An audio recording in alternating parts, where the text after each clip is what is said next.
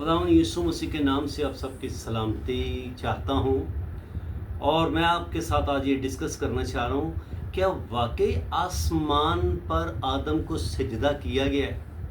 क्योंकि जब से हमने होश संभाला है, कॉलेज में, स्कूल में, यूनिवर्सिटीज़ में और दीगर लोगों के साथ मिलने में हमने यही तालीम सुनते आ रहे हैं कि आसमान पर आदम को सिजदा किया गया है।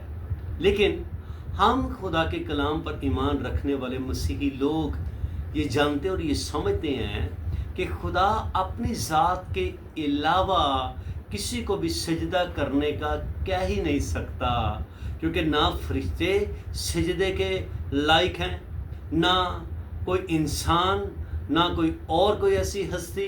हाँ, अगर कोई सजदे के लायक है तो वो सिर्फ़ और सिर्फ खुदा है और उसके अलावा कोई हस्ती सजदे के लायक नहीं है। अगर ये तालीमात पाई जा रही हैं और अगर ये सारी बातें हम सुनने में आ रही हैं तो फिर इससे फिर यही साबित होता है कि हाँ, आसमान पर सजदे हुए हैं।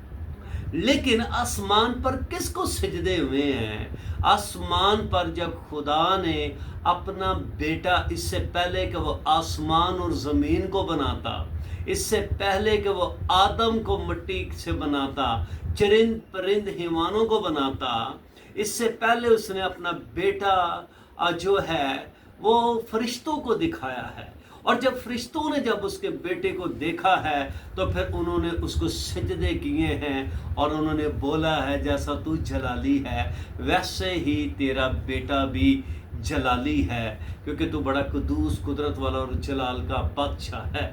लेकिन इन तमाम के अंदर शैतान ने भी उसे सजदा किया है, लेकिन अंदर से उसने सजदा नहीं किया, बल्कि उसने ऊपर से ही उसको सजदा किया है।